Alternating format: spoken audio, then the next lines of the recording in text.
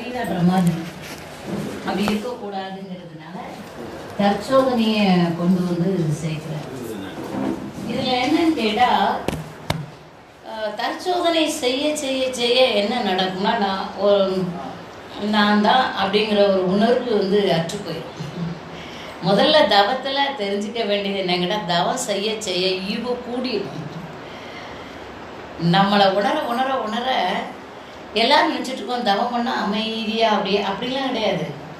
ஆக்னை தவம் மட்டுமே பண்ணிட்டு இருந்தீங்கன்னா ஆக்ரோஷம் கூடிடும். வழக்கமாக பேசுறதை விட அதிகமாக பேசுவோம். வழக்கமாக எதிர்த்து பேசுறதை விட இன்னும் 10 முறை அதிகமாக தான் பேசுவோம். ஆனால் நமக்கு அது தெரியாது. ஆனால் தற்சோதனை செய்துட்டு அதோடு சேர்த்தே தவம் பண்ணிகிட்டே இருந்தால் இந்த தவ கணல் நம்ம உடம்புக்குள்ளே நின்று மற்ற வேலைகளுக்கு அது உதவியாக இருக்கும்.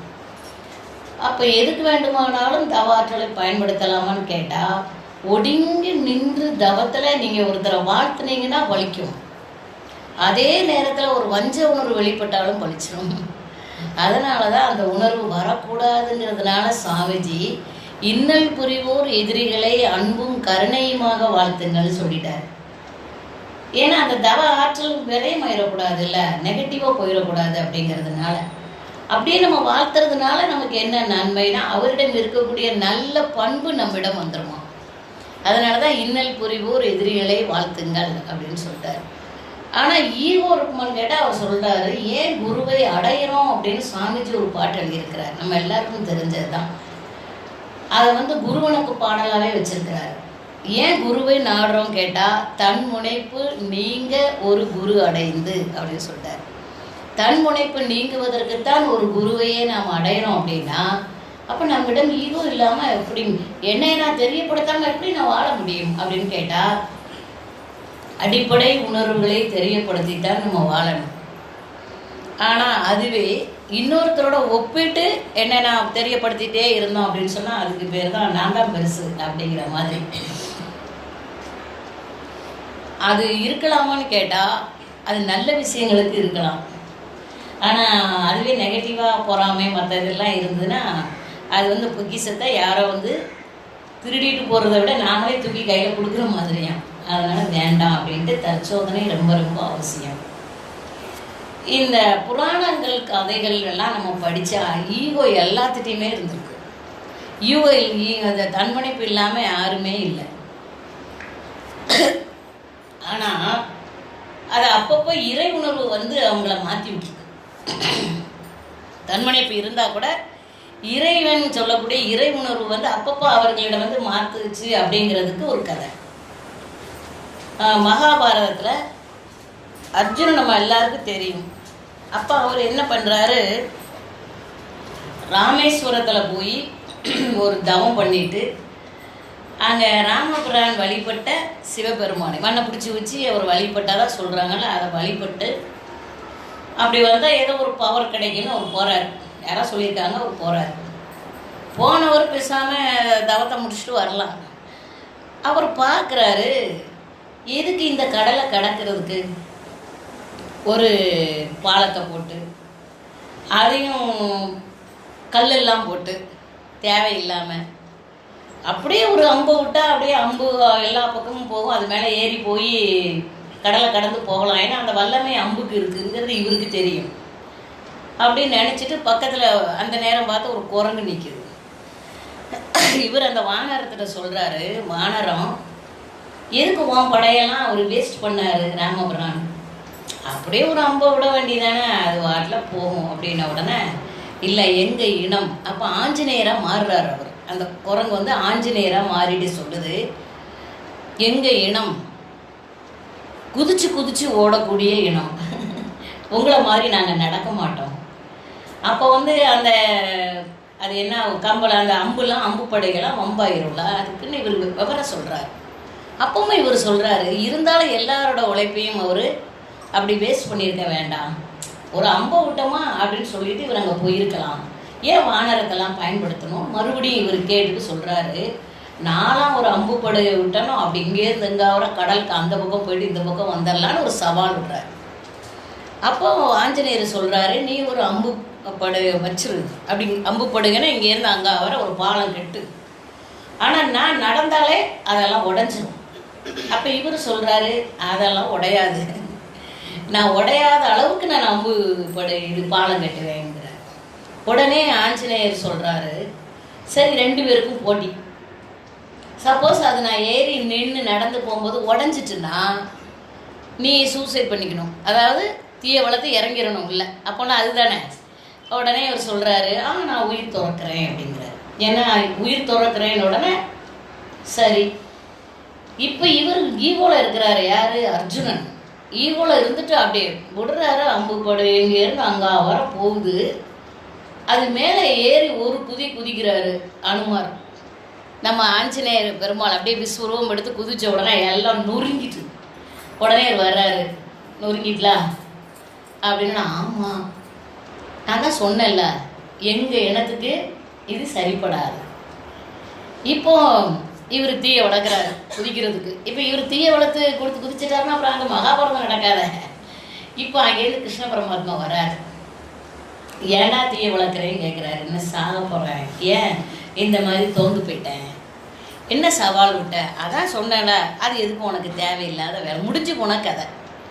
ராமாயணம் அது முடிஞ்சு போச்சு. ஏன் என்னத்தை கல்லை கட்டினா என்ன, பழத்தை கட்டினா என்ன, இல்லை அம்பு கையில் வச்சுக்கிட்டு எதுக்கு வீணாக மற்றவங்களோட உழைப்பை இது பண்ணுவானா, ஒரு அம்பு விட்டால் தான் அங்கேருந்து அங்கே வர பாலம் கட்டலாமே, அதில் எல்லோரும் போகலாமேன்னு நான் ஒரு சவால் விட்டேன்.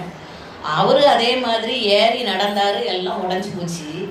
அவர்கிட்ட கொடுத்த வாக்குறுதியை நான் காப்பாற்றுறதுக்காக இப்போ தீக்குளிக்க போகிறேன். உடனே இவர் கேட்குறாரு கிருஷ்ண பரமாத்மா, ஒரு போட்டின்னு நடந்தால் அதுக்கு யாராவது ஒருத்தங்க சாட்சி வேணும். இப்போ நீங்கள் 2 பேரும் போட்டி போட்டதில் யாருமே சாட்சி இல்லை, அதனால் இன்னொரு தடவை போட்டியை நடத்தினாதான் அது செல்லுபடியாகும். உங்கள் 2 பேருக்கும் நான் சாட்சியாக இருக்கிறேன்னு சொல்கிறார். அப்போ ஆஞ்சநேயர் சொல்கிறாரு, எத்தனை முறை அம்பு போடு பாலம் போட்டாலும் அது உடையத்தானே செய்யும், அதெல்லாம் எங்கள் பலம் எங்களுக்கு தான் தெரியும். இவர்கிட்ட இப்போ ஈகோ வந்துருச்சு.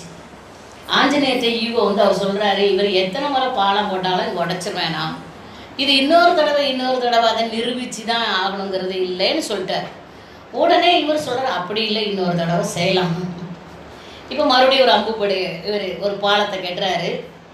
அதே மாதிரி ஆஞ்சநேயர் ஏறி அப்போ போட்டி வேறு மாதிரி. என்ன அது உடையலைன்னா நீ தீ குளிக்கணும். இப்போ கிருஷ்ணன் சொல்கிறார், 2 பேருக்குமே அது சமமான தீர்ப்பு தான். நான் பார்த்துருக்கேன், நீ ஜெயிச்சிட்டா, நீ ஜெயிச்சிட்டா, நீ அதே மாதிரி. எப்போ அவர் சொல்கிறார் ஆஞ்சநேயர், நான் எங்கே தீ குளிக்க போகிறேன், அதை ஏறி நின்ன உடனே அம்பிட்டு உடையதானே போகுது அப்படின்னு இவர் ஈகோவில் பேசுகிறாராம். இப்போ என்ன மறுபடியும் அம்பு பாலம் கட்டுறாரு. ஆஞ்சநேயர் ஏறி நின்று குதிக்கிறாரு, உடையவே இல்லை. அப்புறம் கிருஷ்ணர் வந்து கேட்குறாரு, என்னப்பா முடிச்சுக்கலாமா போட்டியை? முடிச்சுக்கலாம், சரி தீயை வளர்த்து இவர் இறங்கணுமே உள்ள. அப்போ இவர் சொல்கிறாரு, தீயை வளர்த்து இறங்குறது நோக்கம் கிடையாதுப்பா. எந்த ஒரு செயலை செய்தாலும் அதில் என்ன இருக்கக்கூடாதுன்னா நல்ல விஷயத்துக்கு உண்டான ஒரு முனைப்பு இருக்கலாம், அதுவே நெகட்டிவாக மாறிடக்கூடாது. உன்னிடம் இருக்கக்கூடிய ஈகோ, அந்த தன்முனைப்பு, ஆணவம் என்ன பண்ணுதுன்னு கேட்டால் உன்னை பலவீனப்படுத்துகிறது. நீ முதல்ல அர்ஜுனன்ட்ட சொல்லும் பொழுது அதில் ஒரு நியாயம் இருந்துச்சு. 2வதாக போட்டியிடும்போது என்னால் முடியாதா அப்படின்னு நினச்சதுனால அது நீ ஃபெயில் ஆகிட்ட.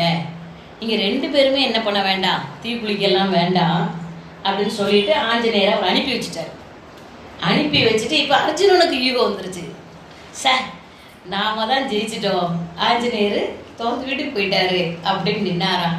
அப்போ என்ன நினைக்கிறேன்னு கேட்டாரா அர்ஜுனன்ட்ட கிருஷ்ண பரமாத்மா. கேட்ட உடனே இவர் சொன்னாராம், என்னதான் இருந்தாலும் அம்பு பாலம் தாயா, அவன் ஏறி குதிச்சாலும் உடையலை பார்த்தீங்களா. உடனே அவர் சொன்னாராம், என்னது உடையலை, என் தோள்பட்டையை பாருன்னாராம். ஏன்னா கிருஷ்ண பரமாத்மா அம்பு பாலத்துக்கு கீழே போய் நின்றுருக்காரு. நின்று அவ்வளோத்தையும் அவன் குதிச்ச புதிய பூரா இங்கே பாருன்னா இங்கே பூரா அவருக்கு காயமாக இருந்துச்சான். இந்த கதை தான், நம்மளும் நேரில் பார்க்கல. ஆனால் அதில் என்ன சொல்லியிருக்கு அப்படின்னு கேட்டால், எந்த ஒரு இடத்துலையுமே ஈகோ வேண்டாம், வீணா பம்பு எல்லாம் பேசிட்டு அப்புறம் நான் உயிரை துறக்கிறேன், இல்லைடா அதை விட்டேன் இதை விட்டேன் அப்படிங்கிறதே வேண்டாம் அப்படின்னு தான். அதை தான் சாமிஜி அழகாக சொல்கிறாரு, அவனை மறந்தால் நான் உண்டு, அவனை நினைந்தால் நான் இல்லை. அவனை மறந்தால் 6 குணம் உண்டு, அதாவது 6 தீய குணம் உண்டு. அவனை நினைந்தால் நிறை குணம். நிறை குணம்னா நல்ல குணம் தான் இருக்குமா. அந்த அவன்கிறது யாருன்னு கேட்டால் நம்முள்ள இருக்கக்கூடிய அறிவு தாங்க. அறிவின் வயப்பட்டு ஒவ்வொரு வார்த்தையும் நாம் பேசும் பொழுது அது பிறருக்கு எந்த இடத்துலையும் துன்பம் தராமல் இருக்கும். அவ்வளோதான். ஆனால் ஒருத்தரை பார்த்தேன் சென்னையில், என்னோட நீண்ட கால நண்பர், எங்கள் ஊருக்காரர், வண்ணாரப்பேட்டை அவருக்கு. அப்போ என்ன பண்ணுறோம்னா, நமக்கு வழக்கமாக அதானே கேட்போம். அப்போ அவர் என்ன சொன்னார், நான் மன்றத்துக்கு என்னை அவர் கூப்பிட வந்தார். அவர் வீட்டுக்கு நான் போகிறேன், என்னை கூப்பிட வந்து கார் ஓட்டிகிட்டே பேசிகிட்டே போகிறோம். நான் மன்றத்தில் கால் வச்சே 4 வருஷம் ஆகிட்டு, இன்றைக்கி உங்களை கூப்பிடுறதுக்காக தான் வந்தேன்னாரு. 4 வருஷம் ஆச்சா? ஏன்னா எல்லாத்தையுமே முடிச்சாச்சு. அவர் பேராசிரியராக, நான் ஆசிரியர் ஆகிட்டார், எல்லாத்தையுமே முடிச்சாச்சு. அப்புறம் அங்கே போய் கற்றுக்கிறதுக்கு என்ன இருக்குது? ஃபாலோ பண்ணால் போதும். என்ன அப்படின்னு கேட்டேன். டெய்லி காலையில் இறைவா, எனது குரு எனக்கு கொடுத்த 2 ஒழுக்க பண்பாட்டின்படி நான் வாழ்வதற்குரிய நாள், ஒரு நல்ல நாளை இன்றைக்கி என்னை கொடுத்துருன்னு மட்டும் நான் காலையில் ஒரு விண்ணப்பம் வைக்கிறேன். அந்த விண்ணப்பத்தின்படி நான் தினசரி வாழ்ந்துகிட்டே இருக்கிறேன் அப்படின்னு உடனே இதுதான் சரியானது, இதுதான் சரியானதாகவும் அங்கே இருக்கும். அப்போது நாம் வந்து அவர் சொல்கிற எல்லா பயிற்சியும் பண்ணுவேன், ஆனால் 2 ஒழுக்க பண்பாட்டை நான் ஃபாலோ பண்ணுறேன்னா, 2 ஒழுக்க பண்பாட்டை நம்ம எந்த இடத்துல நாம் வந்து கரெக்டாக அதை கடைப்பிடிக்கிறோமோ அந்த இடம் வேதாத்திரியம் இருக்குன்னு அர்த்தம். ஏன்னா எல்லா மதங்களும் சொல்லிட்டு போனால் தான் சுவாமிஜி அந்த 2 வரியில் சொல்லிட்டு போயிட்டார். அந்த 2 வரியை நாம் சரியானபடி பயன்படுத்துவது எங்கன்னு கேட்டிங்கன்னா தற்சோதனையில் தான். தற்சோதனைங்கிறது சாதாரணமான விஷயம் இல்லை. தன்னை பற்றி சிந்தித்தல், தனது குறை நிறை உணர்தல். சாமிஜியை பாருங்கள், தனது குறை மட்டும் உணரணும்னு சொல்லலை, தனது குறை நிறை உணர்தல், திருத்தம் பெற வழி வகுத்தல், வகுத்த வழியே வாழ்ந்து காட்டுதல். 4 விஷயம் சொல்லிட்டார். இந்த திருத்தம் பெற வழி வகுத்தல் ஈஸியாக நோட்டு பண்ணான்னு எழுதிடலாம். நாளையிலேருந்து நான் கோவப்படவே மாட்டேன், நாளையிலேருந்து என்ன கிடையாது, கவலையே கிடையாது, அப்படி இப்படின்னு எல்லாம் எழுதுவோம். ஆனால் மறுநாள் அதே சூழ்நிலை வரும் பொழுது அதே மாதிரி வாழ முடியுமான்னு கேட்டால் அப்போ தான் வரும், நாளையிலேருந்து பார்த்துக்கலாம். இப்போ எவ்வளோ நாள் நம்ம வாழ போகிறோம். இன்றைக்கி ஒரு நாள் இதை நான் கோவப்பட்டலைன்னா ஒன்றும் நடக்காதுன்னா, அந்த நாளைங்கிறது ஒன்று இருக்குல்ல. ஒரு இடத்துல படித்தேன், நீண்ட தூர பயணத்திற்கு நீங்கள் முதலடி எடுத்து வைத்தால் தான் பயணம் சிறக்கும். நீண்ட தூர பயணத்துக்கு முதலடி எடுத்து வச்சா தான் அடுத்தடுத்த வடி போய் நாளைக்கு எடுத்து வைக்கலாம், நாளைக்கு எடுத்து வைக்கலாம், எப்படி நீண்ட தூர பயணம் போக முடியுங்கிற மாதிரி தான் அதில் சாமிஜி சொல்கிறது. அவனை மறந்தால் நான்கிற ஈகோ வந்துடும். அவன்னா யாருன்னா அறிவு தான். அந்த அறிவை நம் வசப்படுத்துவதற்கு உரியது தான் தற்சோதனையான்னு கேட்டால் உண்மை அதுதான். அப்போ சாமிஜி வந்து சொல்கிறாரு, நம்ம நிறைய அகத்தாய்வு அட்டன் பண்ணியிருக்கிறோம். நான் அகத்தாய்வு எடுத்துக்கிறேன், அட்டன் பண்ணியிருக்கிறேன். நிறைய எந்த பேராசிரியர் வந்தாலும் போய் பொதியில் போய் உட்கார வேலை தான் என் வேலை. அப்போது சாமிஜி எந்த இடத்துலலாம் அகத்தாய்வு செய்ய சொல்கிறார் அப்படின்னு கேட்டால், யாரெல்லாம் எனக்கு சங்கடம் கொடுக்குறாங்களோ, கஷ்டம் கொடுக்குறாங்களோ அந்த இடத்துல அகத்தாய்வு பண்ணணும்னு சொல்கிறாரு. யாரெல்லாம் எனக்கு மகிழ்ச்சி கொடுக்குறாங்களோ அந்த இடத்துல அவங்கள மனசார வாழ்த்திட்டு நன்றி சொல்லிட வேண்டியதுதான். இப்போ நான் யாருக்கெல்லாம் துன்பம் கொடுக்குறேனோ ஒன்றும் நான் ஒன்றும் மகான்லாம் கிடையாது. என்னை பொறுத்தவரை நான் ஒரு பெரிய அப்படிலாம் இல்லை. ஆனால் யாருக்கு துன்பம் கொடுத்துருக்குறேனோ அவர்கிட்ட மானசீகமாக மன்னிப்பு கேட்கணுமா. அது எப்போ உட்காந்து கேட்கலாம், உடனே கேட்டால் நல்லது. ஆனால் நம்ம இரவு உட்காந்து தற்சோதனை பண்ணும்போது தெரியுமா, சினிமா மாதிரி அப்படியே ஓடும். இன்னொன்று, நான் யாருக்கெல்லாம் துன்பம் கொடுத்துருக்கிறேனோ அவர்களிடம் மானசீகமாக மன்னிப்பு கேட்டு வாழ்த்திடணும். எனக்கு யாரெல்லாம் துன்பம் கொடுத்துட்ருக்குறாங்களோ அவர்களை மன்னித்து வாழ்த்திடணும். இப்போ என்னங்க இது இளிச்சவாய்த்தனமாலாம் இருக்குது, என்ன நானும் வாழ்த்தணுமா அவங்களையும் வாழ்த்தணுமான்னு கேட்டால், எல்லாருமே பாவ புண்ணிய வினைப்பதிவுங்கிற கணக்கில் தாங்க பிறந்திருக்கிறோம். இந்த பாவ புண்ணிய வினைப்பதிவு கணக்கு வந்து கண்ணுக்கு தெரியாத மறைப்பொருள். அது வந்து எந்த ஒரு பொருளாக வச்சு பார்க்க முடியாது, எடை இருக்குதான்னு பார்க்க முடியாது, உங்ககிட்ட இவ்வளவா அவங்ககிட்ட இவ்வளவான்லாம் பார்க்கவே முடியாது. அது மறைப்பொருளாக இருக்கக்கூடிய காந்தமே இங்கே அனைத்துமாக இருக்கிறதுனால இந்த காந்த கரு மையத்தில் இருக்கக்கூடிய வினைப்பதிவு அந்தந்த கால சூழ்நிலைக்கு ஏற்ப தூண்டிவிடும். தூண்டி விடுவதற்கு காரணமாக இருப்பது தான் நவகிரகங்களினுடைய வேலை. அதனால நவகிரகங்கள் ஜாதக கட்டத்தில் இருக்கிறது அப்படிங்கிறதும் அதனுடைய இந்த இருப்புக்கும் அந்த இயக்கத்திற்கும் உள்ளது தான் ஜாதகத்தை எல்லாம் சொல்லுவாங்க. உங்களுக்கு இப்போ 7.5 சனி நடக்குது அப்படின்னா நமக்கு ஜாதகத்தில் எந்த கட்டத்தில் இருக்குங்கிறத பார்த்தா சஞ்சாரம் இந்த இந்த கட்டத்தை சார்ந்து முன்னால் பின்னாடி இருக்கிறத வச்சு சொல்கிறோம். இதே மாதிரி தான் தசை நீங்கள் நடக்கும்போது நீங்கள் பிறக்கும்போது இப்படி எல்லாமே அது மிகப்பெரிய ஒரு அறிவு. வானியல் சாஸ்திரம் தான் மனிதனுடைய அறிவின் உச்சமாக. ஏன்னா மின்சாரமே இல்லாமல் கருவியே இல்லாமல் கண்டுபிடிச்சி கிடைச்சது அதுதானே.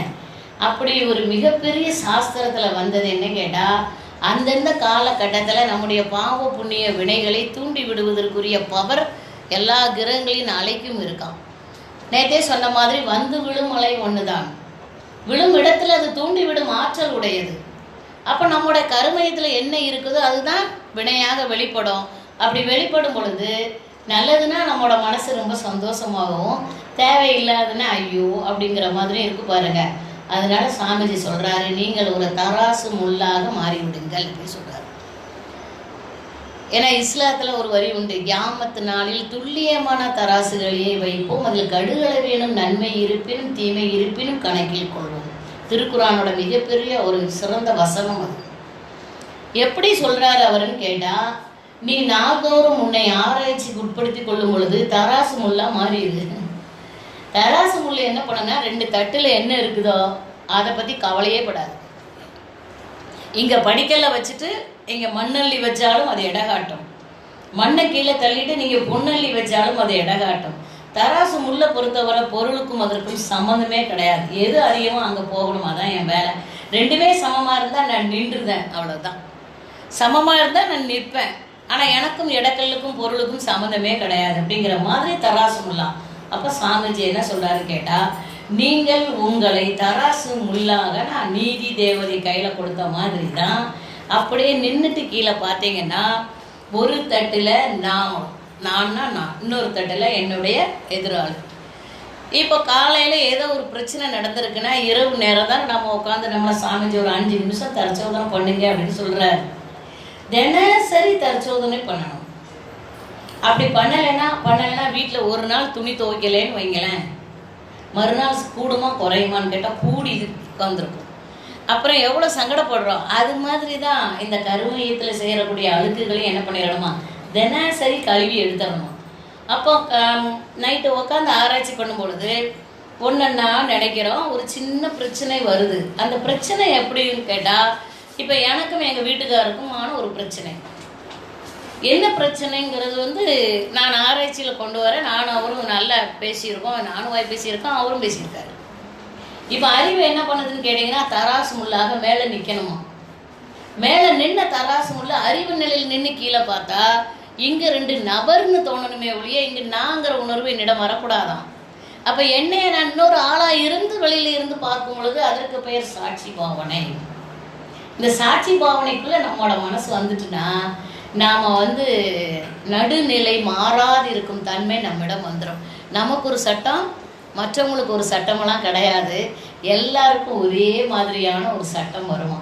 அப்படி தராசு முள்ளாக நாம் இருக்கிறேன். இப்போ நான் உட்காந்துட்டு கண்ணை மூடிட்டு அப்படியே சினிமா மாதிரி ஓடுது. நான் எவ்வளோ பேசியிருக்கோம், அவர் எவ்வளோ பேசியிருக்காரு அப்படின்னு. சாதாரண மனநிலையில் நின்று நான் பார்த்தா அவர் பேசுனது பூரா தப்புன்னு தான் தோணும். ஒன்று கூட சரியில்லைங்க. ஏன்னா எங்கள் அப்பா என்ன அதுக்காக என்னை பெற்று போட்டு போயிருக்காரு, எங்கள் அம்மா என்ன அதுக்காக தேடி பிடிச்சி கல்யாணம் முடிச்சு வச்சுருக்கா, அப்படி இப்படி பூரா நெகட்டிவ் தான் ஓடும். நாம் எவ்வளோ செஞ்சுருக்கோம் அந்த மனுஷனுக்கு, நன்றியே இல்லை. அப்படி இப்படி ஒரே நெகட்டிவ்லேயே நின்று நாம் தற்சோதனை பண்ணணும்னு வைங்களேன், அது சாதாரண மனநிலை. ஆனால் சாதாரண மனநிலையில் நம்ம தற்சோதனை பண்ணக்கூடாது. நாம் எங்கே போய் நிற்கணும்னா தராசு முள்ளில் நிற்கணுமா. அது அறிவு நிலை. அறிவு நிலை என்பது என்னன்னு கேட்டிங்கன்னா, பாகுபாடு இல்லாத இருத்தல் அறிவு தான். வெளியில் இருக்கக்கூடிய பேரறிவும் பாகுபாடு இல்லாமல் தான் இருக்குது. வெயில் அடித்தா ஒரே வெயில், மழை பெஞ்சா எல்லாருக்கும் பொதுவானதாக தானே இருக்குது இயற்கை.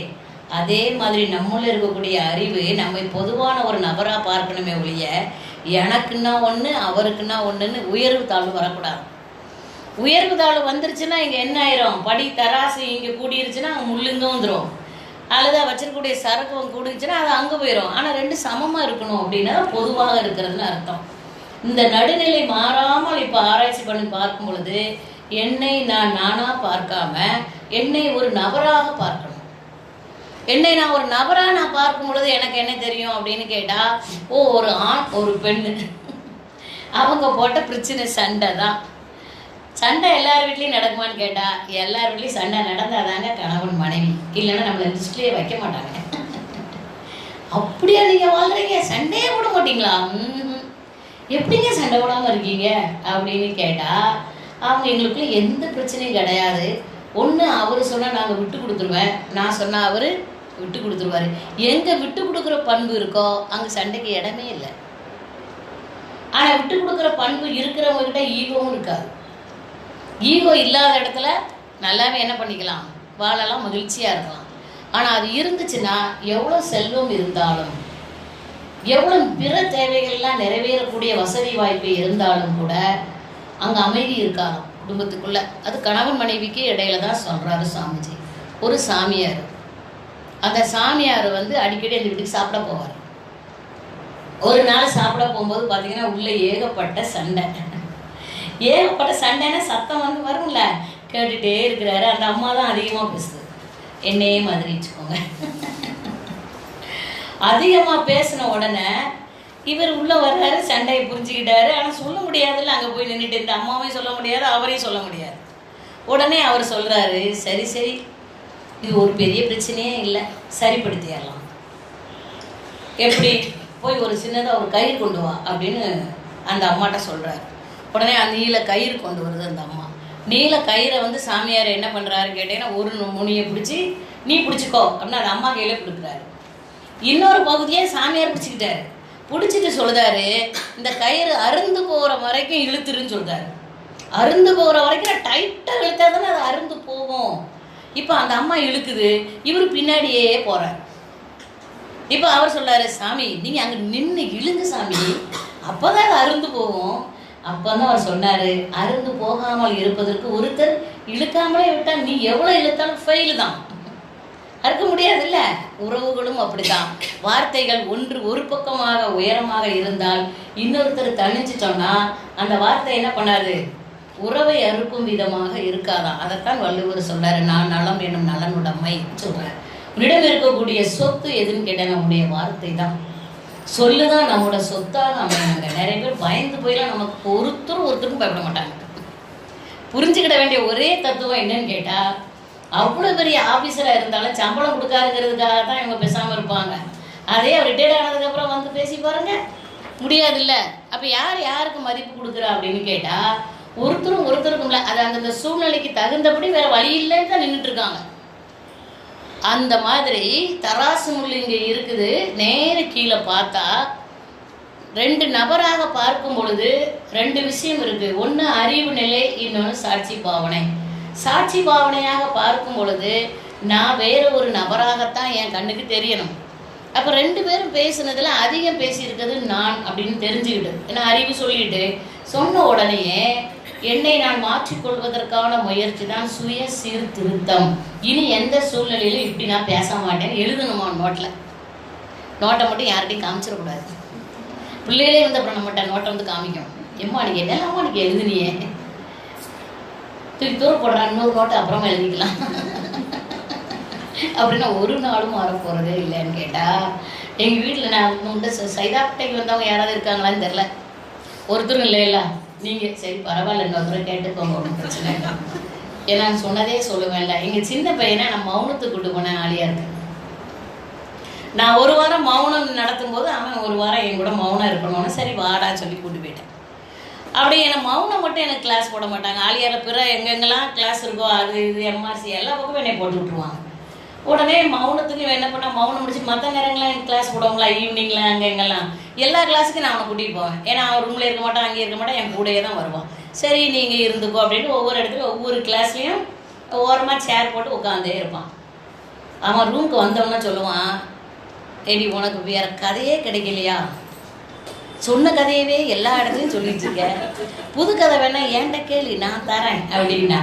நான் சொன்னேன், இந்த பாரு நான் கதை சொன்ன கதையே சொல்லுவேன், ஆனால் கேட்குற ஆட்கள் புது ஆட்கள்டா, ஒன்றையவே எல்லா கிளாஸ்லையும் உட்கார சொன்னான்னு கேட்டேன். நீ எதுக்கு எல்லா கிளாஸுக்கும் வந்துருதான், அப்புறம் நான் எந்த பேச முடியும்? இவன் சொல்லுதான், உன்னோட அறிவை டெஸ்ட் பண்ணதாண்டி ஒரு வாரம் ஆலியாருக்கு வந்து உட்காந்துருக்கேன், எனக்கு ஒன்றும் டெஸ்ட் பண்ண வேண்டாம், இருக்கிற அறிவு எனக்கு போதும் அப்படின்னு. அந்த மாதிரி இப்போ கதையை நான் சொல்லவே இல்லை சம்பவத்தை. எங்கள் வீடு அக்ரஹார வீடு, பெரிய வீடுன்னு அங்கேருந்து நீளமாக இருக்கும். இப்போ இங்கெல்லாம் பார்த்தீங்கன்னா பாத்ரூம் அட்டாச்சு அது இது எல்லாம் இருக்குது. அங்கெல்லாம் வீட்டுக்குள்ளெல்லாம் பாத்ரூம் கிடையாது. நீங்கள் பாத்ரூம் போனோம்னா ஒரு 5 நிமிஷத்துக்கு முன்னாடியே நடந்து போக ஆரம்பிக்கணும். 1 கிலோமீட்டர் 5 நிமிஷம் ஆகும். அப்புறம் எங்கேன்னு போகும்போதே 3 லைட்டு போட்டு போகணும். இங்கே ஒரு லைட்டு, அவங்க ஒரு லைட்டு, அவங்க ஒரு லைட்டு. அப்புறம் அங்கே போய்ட்டு வரும்போது அதே மாதிரி 3 லைட்டு ஆஃப் பண்ணிட்டு வரணும். இப்போ இது என்ன கதைன்னா, நான் போகும்போது லைட்டு கடைன்னு போட்டு போயிடுவேன். இனிமேல் ஒரு தேவை நிறைவேற வரைக்கும் அறிவு நல்லாவே வேலை செய்யும். தேவை நிறைவேறினதுக்கு அப்புறம் தான் நன்றி கிடையாது நமக்கு. இப்போ நான் வரும்போது ஏதோ சிந்தனையில் இருப்பேன், பாத்ரூம் லைட்டை ஆஃப் பண்ண மறந்துடுவேன். ஆனால் எங்கள் வீட்டில் ஒரு பிக் பாஸ் இருக்குது பாருங்க, என் வீட்டுக்காரர் தான் அப்படியே பார்ப்பார். வேறு எங்கேயுமே கிடையாது, ஃபோக்கஸ் ஃபுல்லாக என் மேலே தான். அப்படியே பார்த்துட்டு உள்ளே வந்தா லைட்டை ஆஃப் பண்ணலையா, ஐயோ மறந்துட்டேனே, அப்புறம் லைட்டை ஆஃப் பண்ணிட்டு வருவேன். இது வழக்கமாக நடக்குது. வரும்போது எதாவது மறந்துடுவேன். எனக்கு ஏதாவது ஒரு சிந்தனை ஏதாவது ஒன்று இருப்பேன். எப்போதுமே வேதாத்திரி இதே நினச்சிட்டு இருக்கேன்னு வச்சுக்கோங்களேன். இது ஒரு சாக்கு, வேறு ஒன்றுமே இல்லை. மறந்துட்டேன்னு சொன்னால் கேவலம், அதில் சொல்ல மாட்டேன். அப்படியே மறந்தாச்சு. இப்போ நான் அப்படியே பாயெல்லாம் விரிச்சுட்டு எக்ஸசைஸ் பண்ணணுமே, உடற்பயிற்சி பண்ணிட்டு இருக்கேன். வழக்கம் போல் லைட்டை ஆஃப் பண்ணல.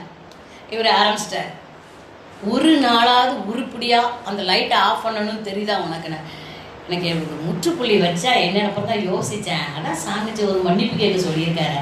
தப்பு செஞ்சால் மன்னிப்பு கேட்கலாமே, எதுக்கு மானசீகமாக கேட்கணும்? கண்ணு முன்னால் நிற்கிற ஆள்கிட்ட கேட்டுருவோமோ, நீங்கள் வாங்கன்னு கூப்பிட்டேன். அவரும் வந்தார், ரொம்ப வேகமாக பொண்டாடி கூப்பிடுதாளேன்னு வந்தார் பக்கத்தில். நான் பாயில் உக்காந்துருக்கேன். உடனே அப்படியே நில்லுங்கிட்டு 2 காலையும் அப்படியே பிடிச்சேன். பிடிச்சிட்டு என்னை மன்னிச்சிருங்க அப்படின்னேன். அவருக்கு சந்தோஷம் தாங்கலை. எதுக்கு அப்படின்னு கேட்டார். பாத்ரூம் லைட் ஆஃப் பண்ணாமல் வந்துட்டேங்க, என்னை மன்னிச்சிருங்க அப்படின்னு. இதை விட மெல்லிசா, இதை விட அப்படியே இலகி போய் கேட்டேன். உடனே அவர் சரி சரி அப்படின்னாரு. அப்புறம் தான் மனசுக்கு தோணுச்சு, மறுபடியும் கூப்பிட்டேன். இதெல்லாம் உங்களுக்கெல்லாம் நீங்களும் எடுத்துக்கலாம், இதெல்லாம் ஒன்றும் பிரச்சனை இல்லை. மறுபடியும் வந்தார். வந்து பக்கத்துல என்ன மறுபடியும் 2 காலையும் கூப்பிட்டேன்.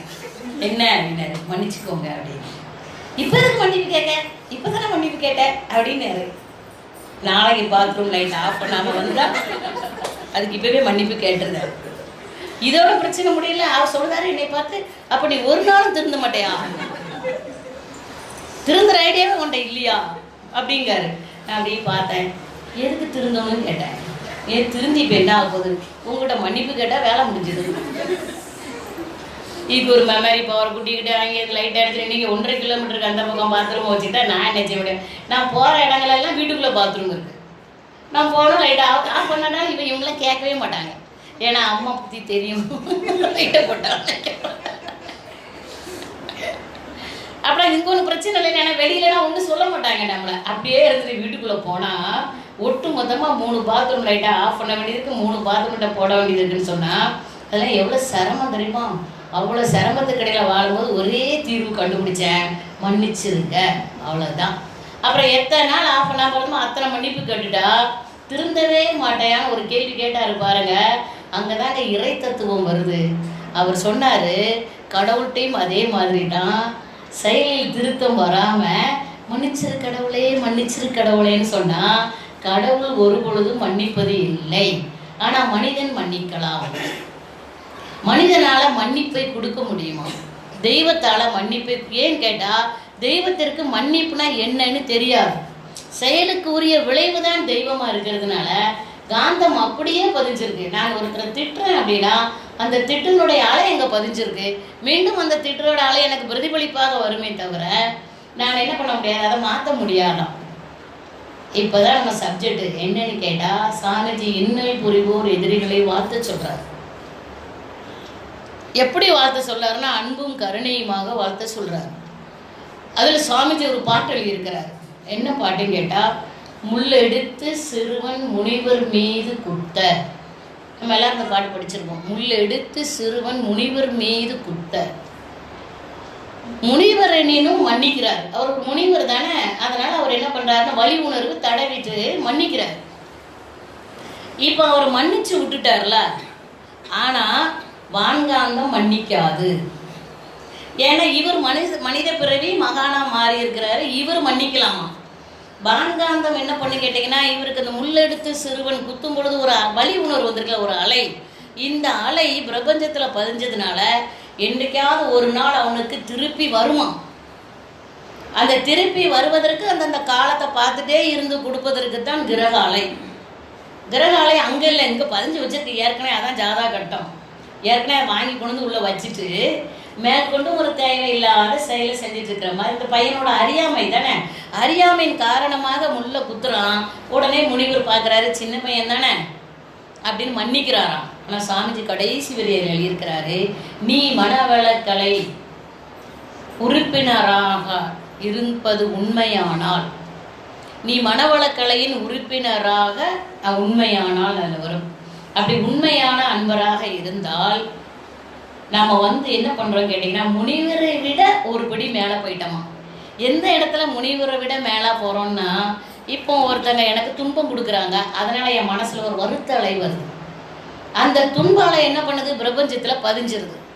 இப்போ எனக்கு துன்பம் கொடுத்த நபர் எனக்கு தெரியுது, இப்போ நான் அவங்கள மன்னிக்கிறேன்.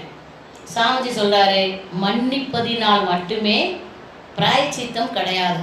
ஏன்னா நான் மன்னிக்கிறேன், ஆனால் துன்பத்தை அலையை நான் வாங்கினதுனால பிரபஞ்சம் மன்னிக்காதான், பிரபஞ்சத்துக்கு மன்னிக்க தெரியாதான். பிரபஞ்சம் அந்த அலையை மேலலை மேலலை என்ன இருக்கோ அந்த அலையை பிரதிபலிச்சுட்டே இருக்கிற வேலை தான் அதுகிட்ட இருக்கான். அதனால் நான் மன்னிக்கிறதோடு மட்டுமல்லாமல் அவங்க நல்லா இருக்கட்டும்னு வாழ்க வளமுடன் அப்படின்னு வார்த்தையாச்சுன்னா, நம்மளோட வாழ்க வளமுடங்கிற வார்த்தைகளை அவருக்கு துன்பத்தை கொடுக்காம மேல்பதிவாக மாறிடுமா. அப்போ நாம் இன்னல் புரிவோர் எதிரிகளை வாழ்த்துவது என்பது சாதாரணமான விஷயம் இல்லை, அது மேல்பதிவு. அந்த மேல்பதிவை கொடுக்கும் பொழுது என்ன நடக்கும்னு கேட்டால், மறுபடியும் தராசுக்கே போயிடும். தராசு என்ன பண்ணும் கேட்டால், கூழாங்கல்லாம் அங்கே நிறைய இருக்குது, இங்கே நிறைய கல்கண்டா இருக்குது. இப்போ இந்த கல்கண்டை அதிகப்படுத்திகிட்டே இருக்கிறது தான் நாம் இன்னொருத்தரை வாழ்த்திட்டே இருக்கிறோம். தராசு முள்ளு எது எடை அதிகமோ அந்த பக்கம் தான் சாயும், இந்த பக்கம் அது சாயாது. அப்போ இந்த பக்கம் சாயுதுன்னா இங்கே இருக்கக்கூடிய கல்கண்டை காப்பாற்றிட்டே இருக்கிற பொறுப்பு தான் நம்ம பொறுப்பு. அந்த பக்கம் கூழாங்கல் இருக்குது, என்னமாயிட்டு போகுது. ஆனால் ஒருவேளை கூழாங்கல் பக்கம்தான் தராசுங்கள் இருந்ததுன்னா துன்பம் துன்பம் துன்பம்.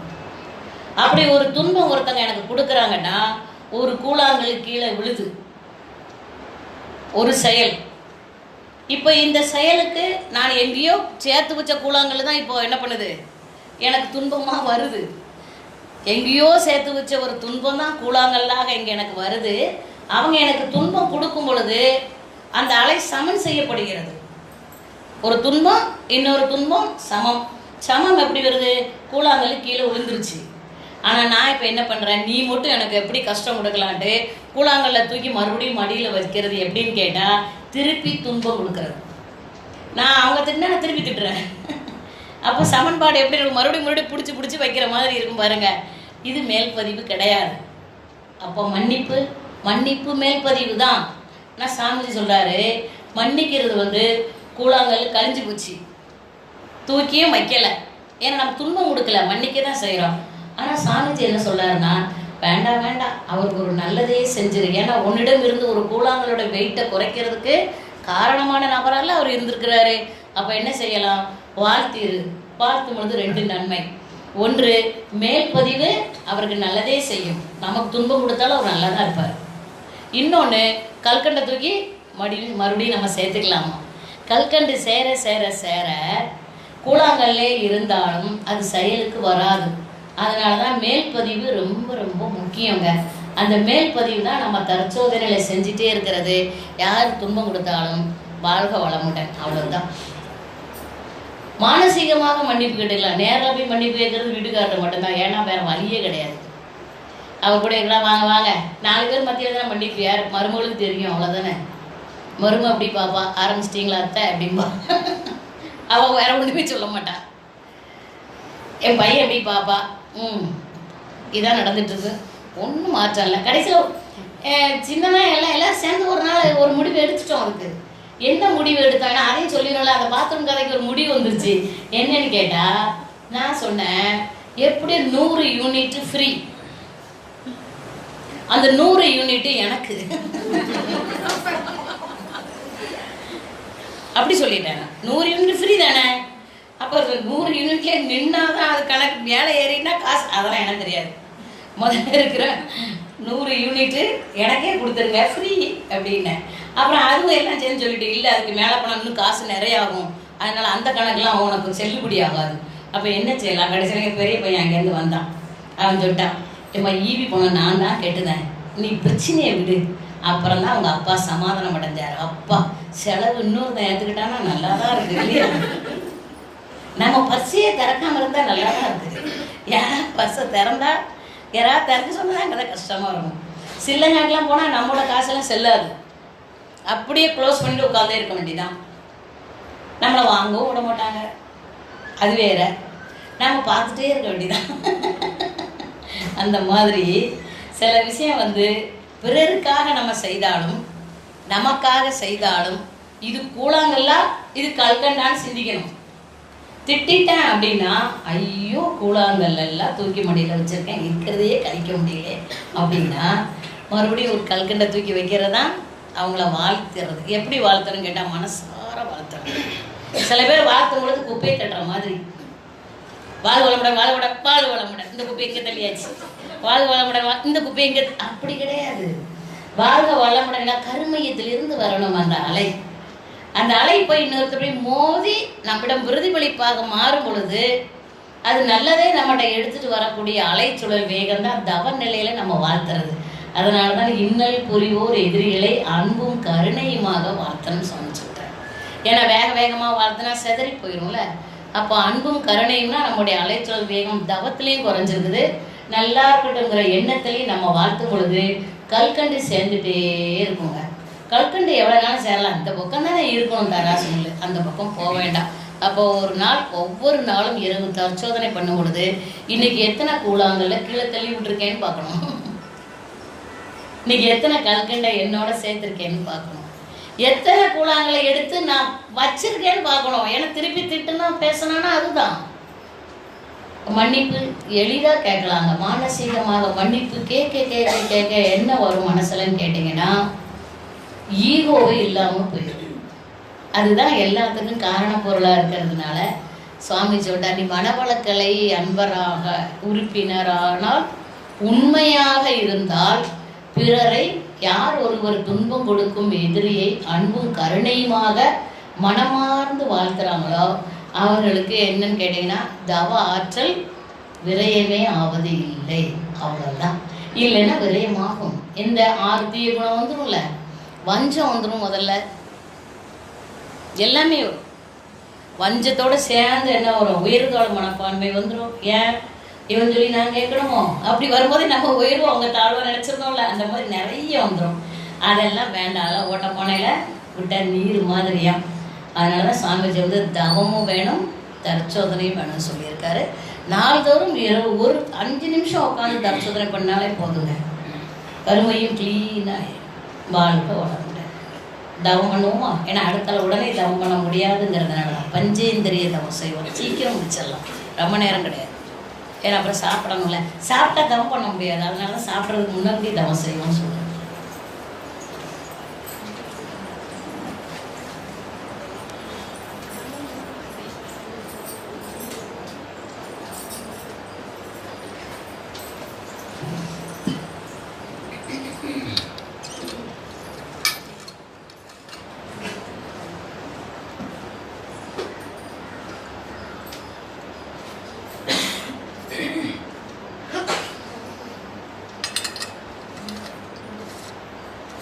பஞ்சேந்திரிய தவம் மிக உயர்ந்த தவம், பொருள் மயக்கம் புலன் மயக்கம் நீக்கக்கூடிய ஒரு தவம். பொருள் வேணும், புலன் இன்பமும் இல்லாமல் வாழ முடியாது. ஆனால் அந்த ரெண்டுமே அளவோடு இருப்பதற்கு உரிய ஒரு தவம். இன்னொன்று என்னன்னு கேட்டிங்கன்னா, இந்த ஒவ்வொரு உறுப்புகளும் நம்மிடம் வருவதற்கு இறைநிலை சாமிஜி எழுதியிருக்கிறார் ஞான களஞ்சியத்தில் 10 லட்சம் ஆண்டுகள் பிரபஞ்சம் தன்னுடைய கருமையத்தில் வைத்து நம்மளை வெளியில் அனுப்பியிருக்கான். ஏன்னா நேரடியாக மனுஷன் வரல, மனிதன் வருவதற்கு முன்பு டார்வின் தேரிப்படி நிறைய கடந்து தானே நம்ம வந்திருக்கோம். அதனால எல்லா வினைப்பதிவுகளும் நம்மிடம் இருக்கும். அதனால சில பேர் கனவுல பாருங்க எங்கேயோ பறந்து போகிற மாதிரி, பறந்து போகிறதே ஒரு ஊட்டி கொடைக்கானல் போய் பார்த்துட்டு வர மாதிரி இருக்குமான்னு கேட்டேன். வறண்ட பாலைவனமாக தான் இருக்கு. டம்முன்னு போய் பாறையில் விழுற மாதிரி அப்படிலாம் வரும் சில பேருக்கு கனவு. அந்த மாதிரி எல்லா வினைப்பதிவுகளும் நம்மிடம் இருக்கிறதுனால அதுலேருந்து வந்தது தான் இந்த புலன்கள் எல்லாமே. அப்போ தொடு உணர்வு எங்கேருந்து வாங்கியிருக்கோன்னா மரத்துட்டே இருந்து வாங்கியிருக்கோம். சுவை உணர்வு புழுட்டேருந்து வந்தது. வாசனை உணர்வு வண்டினம். பார்வை உணர்வு பாம்பு இனம் தான். பின்ன கேட்கறதுக்கு செவி உணர்வு என்கிறது எல்லா விலங்குக்கும் காது வெளியில தானே இருக்கும். அப்புறம் துரியம்ங்கிறது ஆக்னை துரியம் தான் மனித மெய்யுணர்வு. இங்கே அதான் மனசுங்கிறத கொண்டு இங்கே நம்ம உணர்றோம். இது மெய்யுணர்வு. அப்போ புலன் உணர்வு உண்டு. ஆனால் அதை எப்படி நன்றி உணர்வுடன் நாம் நினைக்கணும் அப்படின்னு கேட்டிங்கன்னா, இறையாற்றல் கொடுத்திருப்பது மிக அதிகம் நமக்கு நினச்சி தவம் செய்யணும். இது இல்லைன்னா என்னால் வாழ முடியாது, நீ இல்லைன்னா நான் என்னத்துக்காக, அந்த ஒரு உணர்வுலேயே நம்ம தவம் செய்யணுமா. அப்படி செய்யக்கூடிய ஒரு விஷயம் என்னங்கடா, தோளில் லேசாக ஏதாவது ஒன்று கட்டாயிருச்சுன்னா பாருங்க, நீ பூரா ஒரு வேலை செய்ய முடியாது. அதே மாதிரி லேசாக ஏதாவது ஒரு கீரல் வெளியிலேருந்து காற்று உள்ளே பட்டுனாலே எரிச்சலாக இருக்கும், நம்ம அனுபவிச்சுப்போம். அப்போ உச்சி முதல் பாதம் வரையிலும் நல்ல ஒரு தோல், எந்த இடத்துல ஸ்டிச்சிங் தையலே இல்லாமல் இறைநிலை எவ்வளோ கரெக்டாக அப்படியே வச்சுருக்கு பாருங்கள் நம்மளை. அது மட்டும் வச்சுருக்கான்னு கேட்டிங்கன்னா, உறுப்புகளை கவனிச்சா அது அதுக்கு மேலே. இறப்பையை உள்ளே வச்சுட்டு இறப்பை மட்டும் வெளியில் இருக்கட்டும்னு வச்சா, நீங்கள் என்ன சாப்பிட்டீங்கன்னு எனக்கு தெரியும், நான் என்ன சாப்பிட்டேங்கன்னு உங்களுக்கு தெரியும். என்ன சாப்பிட்டீங்கன்னு தெரியறது கூட பிரச்சனை இல்லை, எவ்வளோ சாப்பிட்டேன்னு தெரியும். அதுக்கு அடுத்த விஷயம், ஏ அப்பா இப்படி சாப்பிட்டா நாடு தாங்குமா அப்படிங்கும். அப்போ இறப்பைய சரி அப்படியே சாப்பிட்ட உடனே பார்த்தா பிரச்சனை இல்லை. சாப்பிட்டு உள்ள ரசாயன கலவை மாறுக்குல அப்போ பார்த்தீங்கன்னு வைங்களேன், அடுத்த வேளை சாப்பிடவே முடியாது. அது அவ்வளோ மோசமாக இருக்கும். நாமளே வாமிட் எடுப்போம், அதை பார்த்துட்டு மறுபடியும் வாமிட் எடுப்போம். ஏன் அவ்வளோ நாள் அது உள்ளதானே இருந்துச்சு இல்லையா? நினைச்சு பாருங்க, தெய்வம் எவ்வளோ கரெக்டாக நம்மளை செட் பண்ணி வச்சிருக்கு. நான் கடவுள்கிட்ட போய் சொல்லுவேன், ஒன்றுமே தரமாட்டேங்காரு, ஒன்றுமே தரமாட்டேன். என்னது ஒன்றுமே தரல? அவர் சொல்லுவார், உன்னை கொடுத்ததே முதல் தப்பு.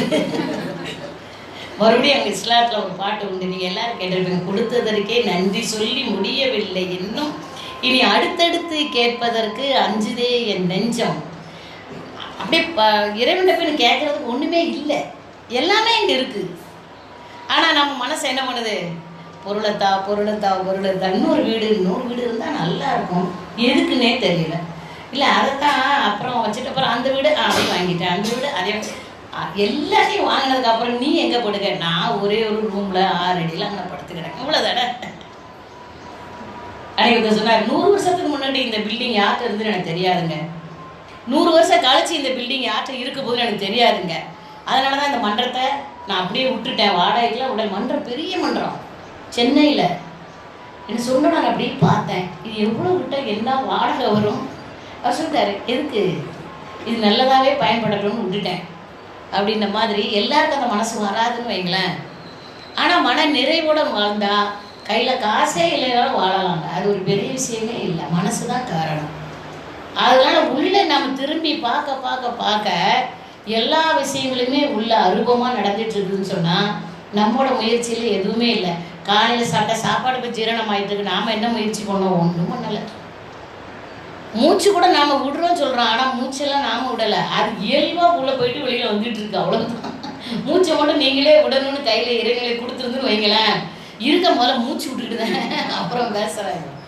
சில பேருக்கு போய் கேட்டு பாருங்க, மூச்சு விட கூட நேரம் இல்லைப்பா, அவ்வளோ வேலை பார்க்குறேன் அடிமா. எனக்கு சிரிப்பாக வரும், அது கூட நேரம் இல்லையா, அப்படி எப்படி பேசிகிட்டு இருக்கேன்னே தெரியல. இந்த மாதிரி சரியானபடி ஒரு நாசி துவாரம் இல்லையா, அதுக்குள்ளே இருக்கக்கூடிய எல்லா பைகளும் சிற்றறைகள் காற்றோட பை அப்படியே சிந்திச்சுட்டே இருந்தால் பஞ்சேந்திரிய தவம் நன்றி உணர்வின் வெளிப்பாடு. கால் கை கால் நம்மளை நெயில் கட் பண்ணுறோம் அப்படின்னா, நெயிலை கட் பண்ணும்பொழுது வலிக்காது, பிடிச்சி இழுத்தா வலிக்கும். அப்போ இறைவனுக்கு தெரிஞ்சிருக்குல்ல இது எப்படி கட் ஆகும், அதனால் கட் பண்ணும்பொழுது வலிக்கக்கூடாது. ஹேர் கட் பண்ணுறதும் அப்படி தானே, எவ்வளோ பெரிய ஏற்பாடு பாருங்கள். அதெல்லாம் நம்மளால் அது நினச்சி கூட பார்க்க முடியாது. அப்போ கருமையத்தில் அது கருவறையில் கர்ப்பப்பையில் வளர்ந்த ஒரு வளர்ச்சி, பிறந்த அப்புறம் ஒரு வளர்ச்சி இருக்குல்ல, அந்த வளர்ச்சி தொடர்ந்து இருந்ததுன்னா நம்ம எல்லாருக்கும் ஒரு லாரி வேணுமா? ஒரு ஆளுக்கு ஒரு லாரியம் பூமி தாங்குமா? ஆனால் இறைவனுடைய கருணையை பாருங்க, இதுக்கு மேலே நீ வளராத, ஒரு லிமிட் வச்சுட்டுல, எவ்வளோ பெரிய விஷயம். ஒன்று நினச்சி பார்த்தா அந்த செல்களுடைய அதிகப்படியான அந்த வளர்ச்சி ஒரு கட்டத்துக்கு மேலே நின்று போயிட்டு மாற்றத்தை தான் தந்துக்கிட்டே இருக்கும், உருவத்தில் வளர்ச்சி இல்லை. இப்படியெல்லாம் நினச்சி பார்த்தா பஞ்சேந்திரிய தவம் அப்பா என்னமா இருக்கும் அப்படின்னு நினைக்கலாம். தொடு உணர்வு தோல், சுவை உணர்வு நாக்கு, கோடான கோடி சுவை அரும்புகளை உள்ளடக்கியது நாக்கு. அவ்வளோ டேஸ்ட்லாம் நாம் இன்னும் சாப்பிடலை, அவ்வளோ டேஸ்ட்டுக்கு நாக்கு தயாராக இருக்குது. ஆனால் நம்ம அவ்வளோ டேஸ்ட்டு கொடுக்கல. அப்புறம் பார்த்தீங்கன்னா அந்த நாவில் ஜீவகாந்தத்தை உணர உணர நம்முடைய சொல் பலிதம் வந்துடும். நமக்கு என்ன சொன்னாலும் நடக்கும். ஆனால் நம்ம விழிப்பு நிலையோடு நம்ம சொல்லுவோம், அவ்வளோதான். அப்புறம் மூக்கின் மீதுனா இங்கே சில பேர் சொல்லுவாங்கள்ல, மூக்குக்கு மேலே கோபம் வரும்னா இந்த இடத்துல நீங்கள் தவம் பண்ணிகிட்டே இருந்தால் அமைதி நிலை இயல்பாக வந்துடும். இந்த இடம் சுழுமுனை நாடியினுடைய தன்மை இங்கே தான். அப்புறம் கண்களின் மீது தவம். கண்ணு தானே எல்லா உணர்வுகளுக்கும் அடிப்படை. ஆன்மாவின் ஜன்னல் நம்மளோட கண்ணு தான். அதனால் கண்களின் மீது தவம். அதிகமான ஜீவகாந்த ஆற்றல் வெளியில் போகிறதும் தேக்கி வச்சுருக்கிறதும் கண்கள் தான். அதான் உடம்பை விட்டு உயிர் போன அப்புறம் கூட நம்ம என்ன பண்ணுறோம், கண் தானம் செய்ய முடியுது. அப்புறம் காதுகள்னா உள்புறமாக இருக்கக்கூடிய உட்செவி நினச்சி தவம் செய்யணும். இந்த பூமியினுடைய சுழற்சிக்கு நீரோட்டம் கரெக்டாக இருக்க போய் தான் நம்ம எல்லோரும் உட்காந்துருக்கோம். சில பேர் தலை சுத்துன்னு சொல்லுவாங்க, தலை சுற்றுது, ரூமே சுற்றுதான் சொல்கிறாங்கல்ல. இந்த நீரோட்டம் சரியாக இல்லைன்னா தலை சுற்றும். அப்போ கடவுளை பாருங்களேன், 1000 மைல் வேகத்தில் பூமியை சுற்ற வச்சுட்டு நம்மளையும் அதில் உட்கார வச்சு அதோடு சேர்ந்து நம்ம சுற்றுறோம். ஆனால் நமக்கு எந்த விதமான பாதிப்பும் இல்லாமல் வச்சிருக்குன்னா இதை விட கருணை என்ன எதிர்பார்க்க முடியும்னு நமக்கே தெரியல. அப்புறம் ஆக்னை துரியம் பண்ணி தவத்தை நிறைவு செய்யலாம். சரியா? வாழ்வு வையகம், ஆளுக வையகம், வாழ்க வளமுடன். உயிரையும் அறிவையும் என் உள்ளே செலுத்தி உயர்தவ முறையை உணர்த்திய ஞான ஆசான் அவர்களை அன்போடு வணங்குகிறேன். நமது ஆசான் அருட்தந்தை அவர்கள் சூக்குமமாக நிரம்பிறிந்து பஞ்சேந்திரிய தவத்தை நடத்தி தருமாறு அன்போடு வேண்டுகிறோம்.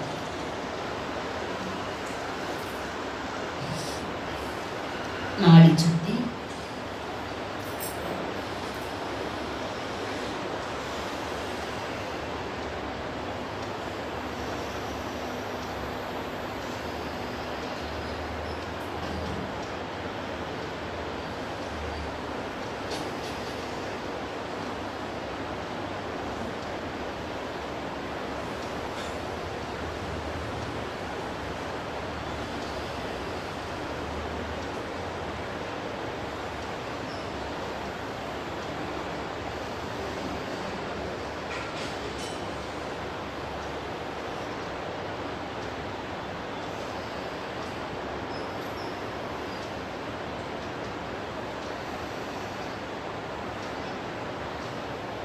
தண்டுவடை சுத்தி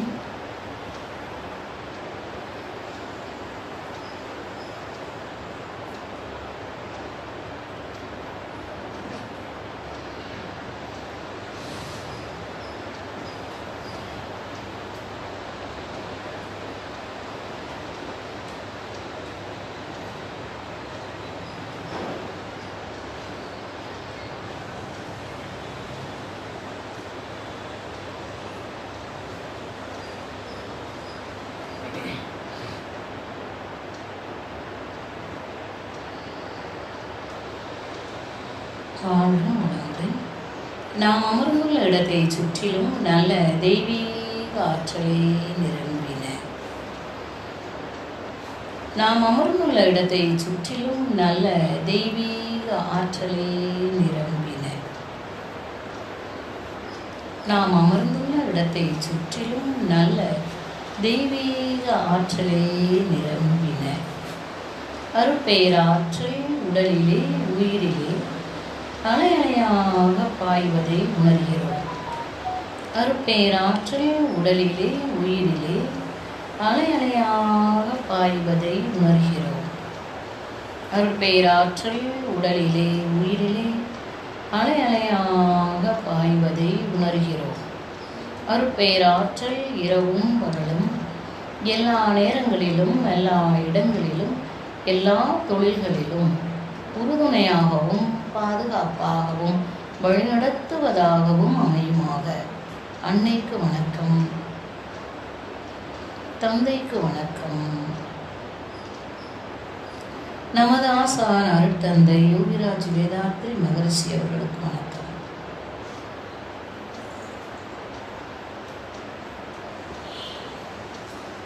தவம் பஞ்சேந்திரியம். முதலில் தொடு உணர் கருவியாக விளங்கும் தோளின் மீது தவம். உச்சி முதல் பாதம் வரையிலும் போர்த்தியிருக்கும் தோளை நினைந்து தவமேற்றுவோம்.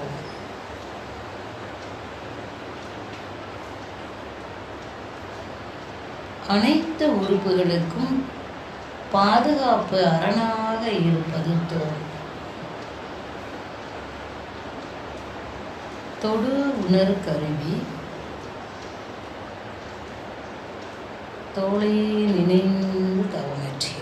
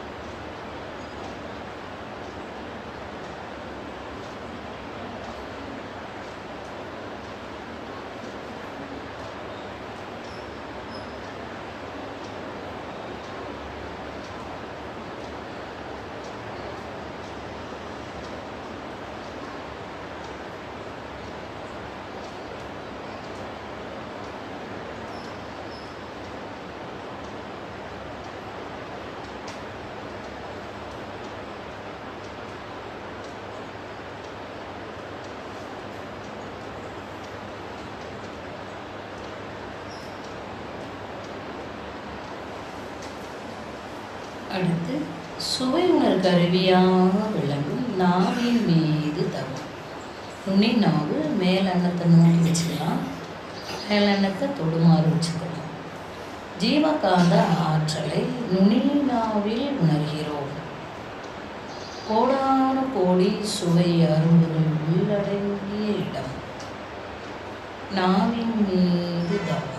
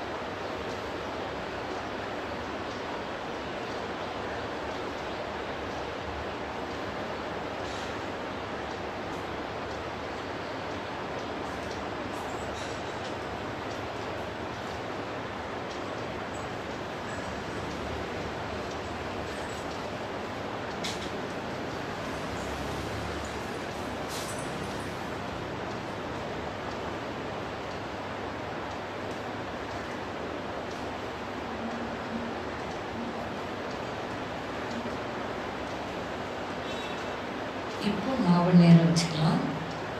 வாசனை உணர் கருவியாக விளங்கும் மூக்கின் அடி தண்டு பகுதி ஆக்ன சக்கரத்துக்கு நேர் கீழ்ப்புறமாக மூக்கின் மீது மனம் செலுத்தி தவமேற்றியது.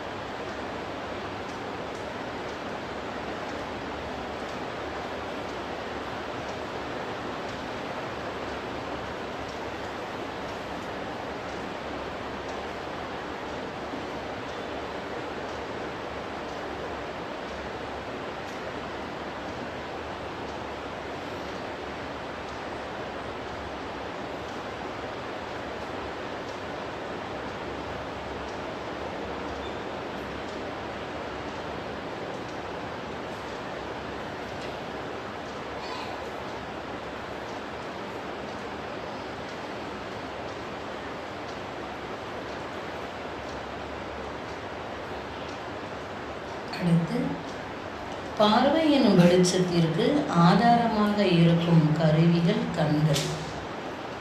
இரு கண்களின் கருவிழிகளை ஒரே நேர்கோட்டில் இணைத்து தவமேற்றுவோம். கண்களின் மீது தவம்.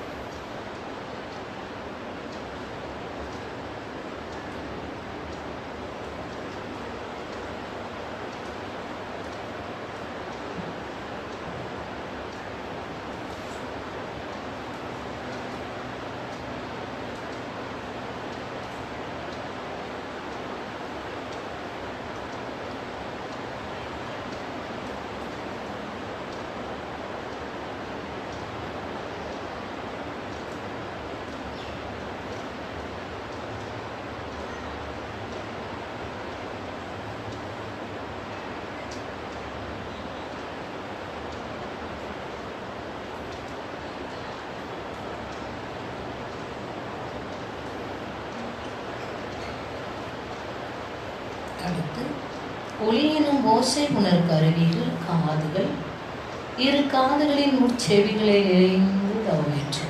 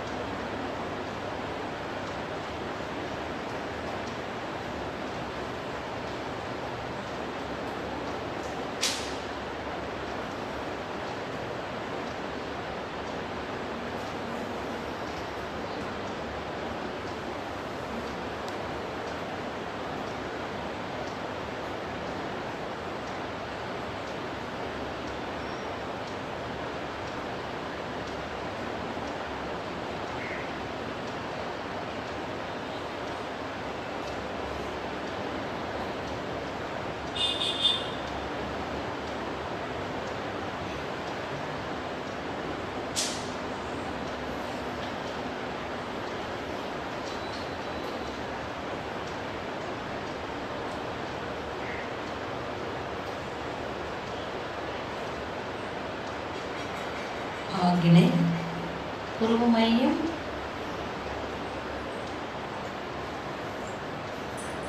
தெய்வீக உணர்நிலை மகாவி சக்தியானது ஆக்ன சக்கரத்தில் இயங்கட்டும்.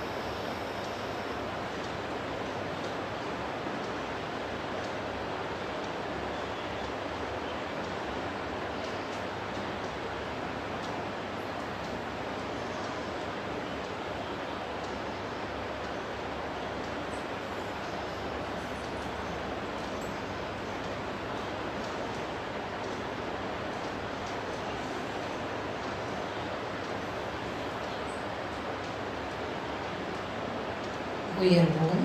துரியம் தலை உச்சி பகுதி. பிரம்மரந்திரம்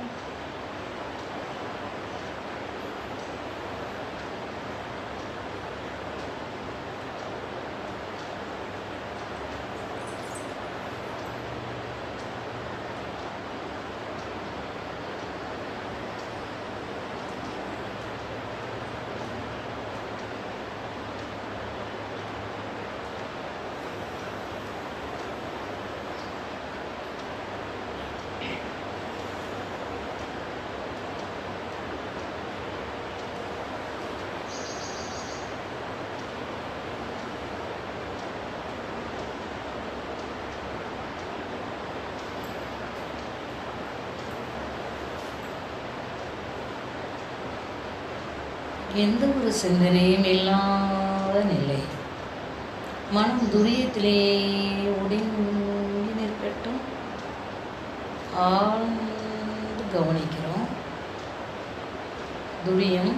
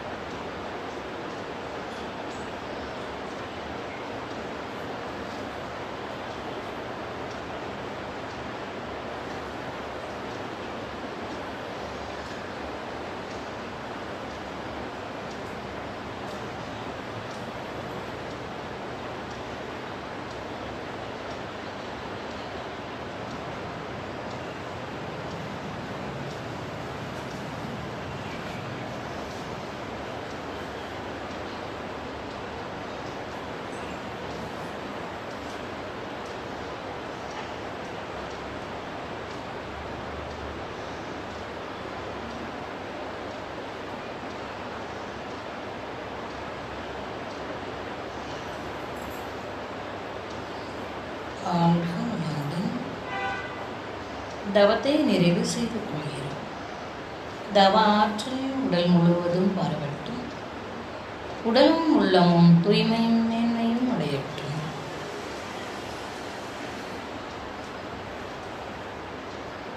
சங்கல்பம். அருட்பேராற்றல் கருணையினால் உடல் நலம், மேலாடு, நிறை செல்வம், உயர் புகழ், மெய்ஞானம் தோன்றி அருட்பேராற்றல் கருணையினால் உடல் நலம், மேலாடு, நிறை செல்வம், உயர் புகழ், மெய்ஞானம் ஓங்கி வாழ்வோம். அருட்பேராற்றல் கருணையினால் உடல் நலம், மேலாடு, நிறை செல்வம், உயர் புகழ், மெய்ஞானம் ஓங்கி வாழ்வோம். ஆசான் அவர்கள் அருளிய வேதாத்திரியம் வாழ்க வளமுடன். உலக சமுதாய சேவா சங்கம் வாழ்க வளங்கள். ஆழியாறு அறிவு திருக்கோவில் வாழ்க வளங்கள். மாங்காடு இசேஜி நகர் மனவளக்கலை நகரம் அறக்கட்டளை வாழ்க வளங்கள். மௌன நோன்பு ஏற்று தவம் ஏற்றிய அன்பர்களும் அவர்களின் அன்பு குடும்பமும் வாழ்க வளங்கள். 2 ஒழுக்க பண்பாடு. நான் எனது வாழ்நாளில் யாருடைய உடலுக்கும் மனதிற்கும் துன்பம் தரமாட்டேன். துன்பப்படுவோருக்கு என்னால் முடிந்த உதவிகளை செய்வேன். நான் எனது வாழ்நாளில் யாருடைய உடலுக்கும் மனதிற்கும் துன்பம் தரமாட்டேன். துன்பப்படுவோருக்கு என்னால் முடிந்த உதவிகளை செய்வேன். நான் எனது வாழ்நாளில் யாருடைய உடலுக்கும் மனதிற்கும் துன்பம் தரமாட்டேன். துன்பப்படுவோருக்கு என்னால் முடிந்த உதவிகளை செய்வேன். வாழ்க வையகம், வாழ்க வையகம், வாழ்க வளமுடன். நம் மனதில் அமைதி நிலவட்டும். நம்மை சுற்றிலும் அமைதி நிலவட்டும். உலகம் முழுவதும் அமைதி நிலவட்டும். அமைதி, அமைதி, அமைதி. தவத்தை நிறைவு செய்வோம். வாழ்க வளமுடன்.